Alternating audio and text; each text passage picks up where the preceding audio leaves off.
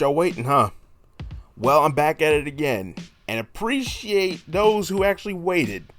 To not waste any more time on this, I have been reviewing 2K's comeback tour with the WWE franchise ever since 2K22, and I will continue to do so with 2K24. Now, after a week, really 2 weeks now, did it stick the landing with returning match types and slightly improve my faction and being able to throw weapons? Hell yes it did! So let's get into it with the After Playing review, where I, RexBebop, give you my positives, my negatives, and my in-betweens, and at the very end of it, give you a recommendation of buy it, ignore it, or wait till discount. So let's start with the positives. Cue the Dragon Ball episode card track!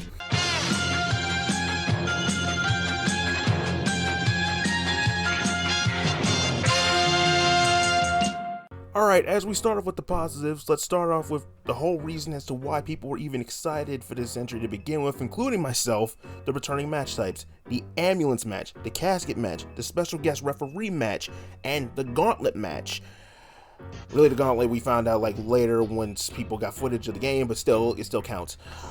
The ambulance and casket matches work exactly how you expect. Incapacitate your opponent to the point they can't fight back before you slam the ambulance door or the casket door on them for the win after a button pressing minigame. And my god, the computer will literally fight you tooth and nail just to keep those doors open. Not even kidding on that one. The special guest referee match is exactly how you think as well. You pick a wrestler or an actual WWE referee and beat a special guest ref. You can either call this match down the middle or be a dirty little bastard and give people the Stone Cold Stunner the whole match before you replace it with another referee if the referee bar goes down. However, you will be warned if you continue being a bad ref. And the gauntlet match is you taking on multiple opponents. The number, which can be adjusted via the match rules. Once you beat an opponent, the next one comes in, and so on without you taking a breather or an energy bar refill.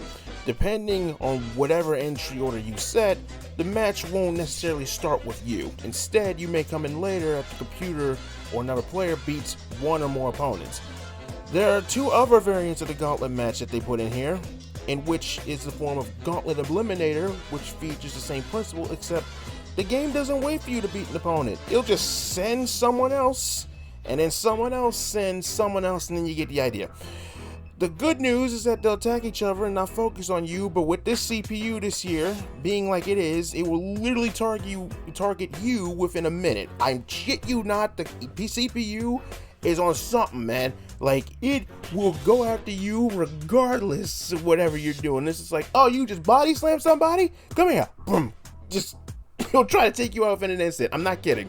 And lastly, oh my god, Gauntlet Turmoil, which is basically you against a team of 3. It's basically the gauntlet match, except you fight one person at a time, and if you lose, it's game over. In short, I absolutely love the gauntlet matches in this game. If 2K24 is a precursor to more match types, then please keep them coming, people, please. I loved war games last year, and the good amount of new and returning stuff in 2K24 cannot be undersold. Again, good shit, 2K. Flat out, bar none, good shit. Good shit! Good shit! That's some good shit right there, right there! If I do say so myself, I say so! That's what I'm talking about right there! Right there! Right there! Oh, that's a good shit! Okay, second positive, MyRise. And now that I've completed both Undisputed and now, at the time of this recording, the Unleashed story last night, at first I was more of an Unleashed fan from its beginning as opposed to Undisputed, but now after completing both, it's crazy how more consistent Undisputed is when it's all said and done. The Undisputed storyline is basically you winning the Undisputed Universal Championship with the help of Roman Reigns after he relinquishes it to be a movie star, and on his way out, he gives one final middle finger to Cody Rhodes, who has been chasing after Roman and his title for years in the story apparently. Yeah, I'm not kidding, this is what they're doing. We don't take it off of him. He basically says, fuck this shit, I don't want this anymore. And he basically helps you, or as the Dark Horse, as your male character is called, I absolutely hate this name, win the championship as Dark Horse and have to go through months and years to validate himself while holding the title, as Roman taunts you throughout the story until you get closer to his last day as champion and then beat his record. For me, the story picks up in the final chapter as this man Roman becomes more of a mustache twirling villain as you get closer to his record as champion. Seriously, after this, Roman Reigns needs to do actual voice work, like more voice work in other stuff. I'm not kidding. Like, he was amazing in this. However, my main gripe with Undisputed is the fact that Dark Horse has basically been sitting at catering for 2 years prior to the story actually starting, before William Regal helps him get in the tournament to see who becomes the next Undisputed Universal Champion. So essentially, you're basically starting off as an unknown, which I know is where the name comes from. But still, damn, man, like, come on. Can we stop? Also, my God, this is a pet peeve. I'm gonna just get this out here now. Can we stop with the roll-ups and cutscenes after getting pinned after one finisher in these cutscenes, please? Like, for real, be real with me here. You can kick out of a finisher easily, okay? It's not hard. It's not hard in these games, okay? So you're gonna tell me my character just will take one move and just die? I hate it. I hate it then. I still hate it now. It's always been a pet peeve of mine. So yeah, I'm putting this in there now. And as for the Unleashed story, I'll say this much: it has a better start and premise.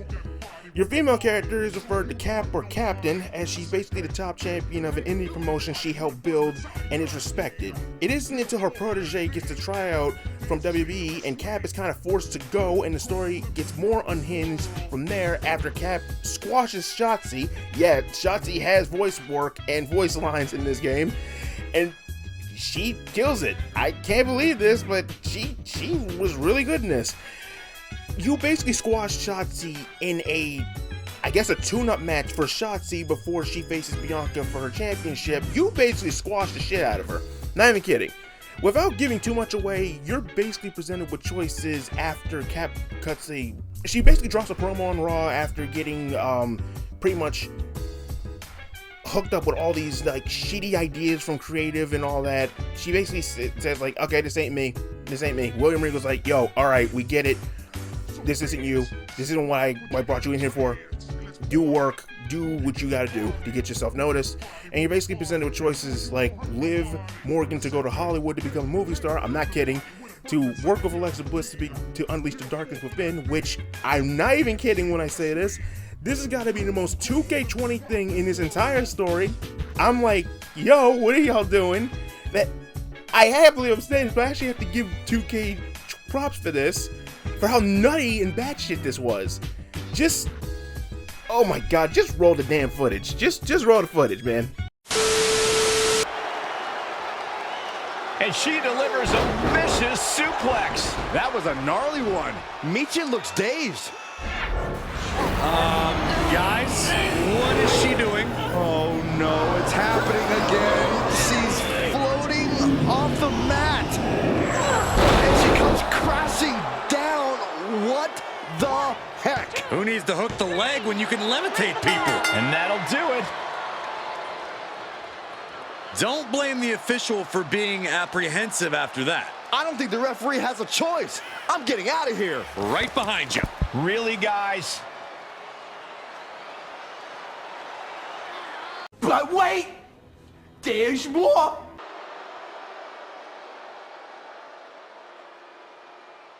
Holy Jesus. What is that? What the fuck is that? Yeah, I wasn't lying about that. Like, Unleashed is crazy in comparison to Undisputed, but seriously. Or the other route is work with Rhea Ripley to unleash the brutality within yourself, essentially becoming the alpha of the Judgment Day, which should have gone a lot further than where it stopped. I hate you, 2K. For this, I don't like you. Why'd you do this? Why'd you stop it where it ended? I don't understand, man. This should have carried the rest of the story. Anyway, I'm giving enough away, but I'm not giving everything away. There's a whole nother set of the story that I'm not going to give away here. you do all these routes, and then somehow Cap basically stumbles ass backwards into becoming the GM of Raw, only to mess that up, and only to become the #1 contender for the Women's World Championship. It's amazing how great Unleashed started, and then kind of fell too much into insanity as it went on for me. Meanwhile, Undisputed stays consistent from start to finish. Roman leaves, Roman hands you the title as one final F you to Cody, and you have to work your ass off to get out of his shadow and to prove yourself you are a better champion. That is a story. I like that. But in terms of characters, I would say Cap is better handled as opposed to Dark Horse, which again, this is the second year in a row where I was like, oh, I liked LJ more than I liked Locke, the two characters from MyRise last year. But seriously, it probably comes more to voice work, because whoever they got to voice Captain, give her a raise. Whoever they got to voice Dark Horse, I'm like, dude, you are the wrong person for this. It does not work. This dude's voice is grating on the ears. I'm like, oh, this is not good. Not good. You know what, Roman? I don't want to hear it! You've been doing this for 3 years now. Instead of, what is it you're doing? Celebrity guest host on some game show? Shilling your new NFT? Or maybe, just maybe, you're filming another cameo in a failing sequel. Don't know what to say without a script? I'll help you out. The only table you're the head of anymore is the one that Rock brushes his crumbs onto. I'm here. I'm doing the work. And the only thing... I'm sure you got a lot to say, but it doesn't matter. Oh, not again. Is this really how you see me? You know what? I've done everything they've asked of me. I've done everything you all have asked of me. Wearing dumb gear, playing nice with appearances, taking bad advice from WWE veterans. And you know what I've realized? No one knows my potential better than me. I am not just a spoke on this wheel. And I am not gonna wait until I'm at rock bottom to take control of my future. This is my story, and I'm taking it back. Are we still on?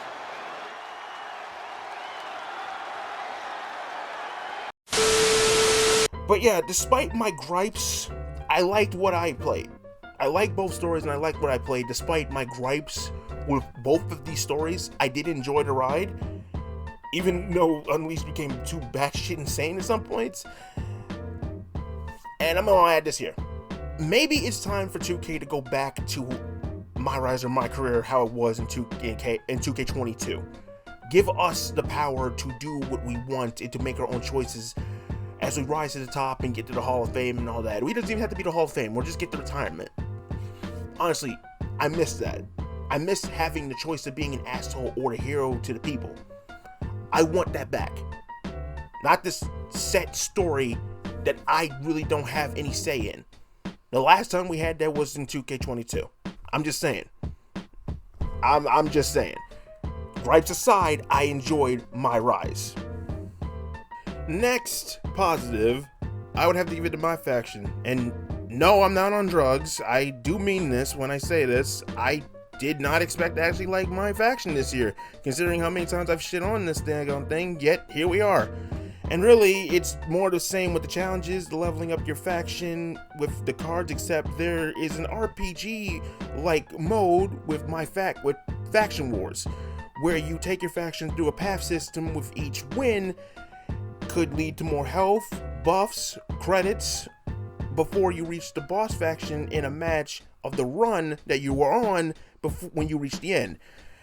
The biggest change with my faction this year is the fact that whatever my faction card you earn in the form of persona cards, or even the ones from MyRise, they're playable in the modes, or the MyRise ones are playable in my faction. You know what I'm trying to say. But however, the persona cards are what we're really going after here. Regardless of how much of a chore it was to unlock these, the fact that you're able to use these in other modes is a thing that people, including myself, have been wanting since my faction's inception, considering 2K would put the old forms of WWE superstars in this mode, and we couldn't play as them. So the only way to even play as these people was to literally have someone hack the game and put it on community creations, and then we download that. So thank God for persona cards. And honestly, Faction Wars isn't that bad either. So again, I like my faction this year. I cannot believe I'm saying this, but good job, 2K. I'm serious. And lastly, the last positive I would have to give 2K24 is really just going to be a mashup of things I just genuinely liked all around. So I'm just going to list them off here. It's just all one thing that I'm just going to call it the little things. The weapon throwing, which I did not expect to ever see in the series, considering it's so satisfying and hilarious when a chair, a sledgehammer, or even the steel stairs hits someone's face. The camera angle that can be adjusted to the ramp, like Here Comes the Pain and Day of Reckoning, and it's something so little that I've only seen in Fight Forever recently. In recent wrestling games I've seen in Fight Forever, and yet to see this back now, I'm like, it's something so small, and I love it so much. I love being able to see the ramp, to see the Titantron in the background, regardless if it's just a big ass screen or not. I like it. I love it. Paint and makeup actually come off the face of creations when you get hit as the match goes on as well. The Fight Forever minigame, which allows you to trade blows of each other, is actually a nice touch. It's a little mini game, but I love it all the same. And above all, the CPU actually getting better with each release. Like, on normal, it's annoying, but it's just like, okay.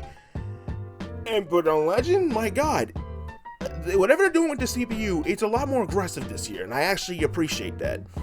Again, all these are little things, as I called them, and they add so much to the overall product of this game for me. Again, good shit, 2K. Honestly, good shit.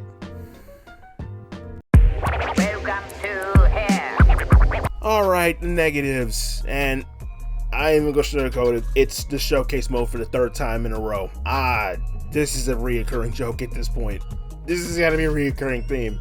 For the last 2 years, I have stated that the showcase mode really hasn't been nothing and really hasn't hit like past showcase modes like 2K15 or 16s. But when you think this being really a pseudo sequel to 2K14's 30 Years of WrestleMania mode that had 45 matches that separated by timelines with Hulkamania Runs Wild, the Next Generation, Attitude Era, Ruthless Aggression, and the Universe Era, 2K24 showcase, you barely get that many matches, which in all honesty is a good thing. Do not get me wrong. It is a good thing. It's a great thing, actually, considering this is not nearly as fun as 2K14's was, as it overall feels like the biggest chore to play in the series' lifespan. In this mode's history, this is the biggest chore it's ever been. I'm not bullshitting you. You can even go online and hear people saying like, oh, this sucks this year. It ain't just me. Between that and the biggest issues that I have with it now is that it switches from footage to gameplay rather than just having straight up gameplay with,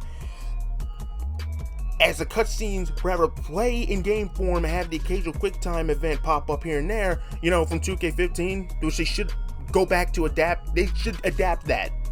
If they're going to keep showcase mode, they should adapt that. It has that whole narrator commentating over the thing you're watching rather than having the scene play out, than the scene playing out by itself. And I get why they must do this, because most of the commentators either don't work for WWE anymore, but Jesus, I don't need Corey Graves giving me a play-by-play of what's going on. I can see with my damn eyes, dude. Just have it like 2K15. I'm tired of the slingshot tech that they call it. That's what they call this. I'm tired of it. I really am. Having like 2K15 had this scene play out in game mode where you have Cole, Graves, and Saxon commentate, boom, it's fixed. And that generic ass music, I said this last year, that plays during the match as well is more annoying now than it ever has been. And it doesn't help that the CPU keeps, oh my god. Hold on. The only good thing to come out of WrestleMania, out of this, is the WrestleMania arenas that were upscaled, the ones that they put in, because not every WrestleMania is here, yet we're celebrating the years of WrestleMania, right? Not every WrestleMania arena is in this, so they kind of bullshitted us on that. Just saying. As well as Austin and his Disturbed theme, which you can use after you unlock them. The last match of this is a damn battle royal of Mania opponents where you start at number 1, and the CPU cheeses so much. I already said how difficult and how challenging the CPU is this year. In this, oh my god, you play Roman. Play as Roman, there's your out. Dude's still the most OP person in the game, there's your out right there. And all for my faction cards as a reward. I hate it. All seriousness, if they put this much effort in aspects like universe mode, at this point we'd be better off. Please, y'all could do away with showcase mode and that's it. It's one and done anyway. People come back to universe mode. I'm just saying. It's and the cheesing CPU throughout this entire thing too. Oh my god. I'm tired of it. I'm just really tired of showcase mode at this point. And speaking of universe mode, there's my next negative. And I'm gonna keep it short and sweet. Outright, they need to do better with universe mode. More and more every year, it just seems like the forgotten redhead stepchild at this point, that 2K just throws a small bone in its general direction every year. They need to do better with it. And honestly, if they cut the workload with showcase mode or do away with that entirely and put more work into universe mode, I think we would be a lot better off. Just fix universe mode, man. Like, actually fix it. Don't do little, like, oh, sprinkle little, oh, here's something new in here. No. I'm talking like actually fix this shit. If I said something, I want it to be said. Give me an actual, like, button that cancels out all the WWE stuff that's on the calendar starting from scratch, so I don't have to keep doing this every time I do a universe mode. Something like that, you know? Anyway. All in all, 2K24, I believe, is a great time, just as much as it was with the 2 previous entries with the revamping of the WWE games under the 2K umbrella. Honestly, every year since 2K22, I feel like 2K has gotten their stride with the franchise, especially with this entry. With this entry, I feel like it's better. It's more better than it ever has been. Okay, that's just me. I can only speak for myself here, but this feels like the best it's felt since they've gotten it under their banner, right? It's a big buy now for me, especially if you haven't played the last game. Like, no joke, this is a big buy now if you haven't done it already. And again, 2K, you bring it again. You brought it again.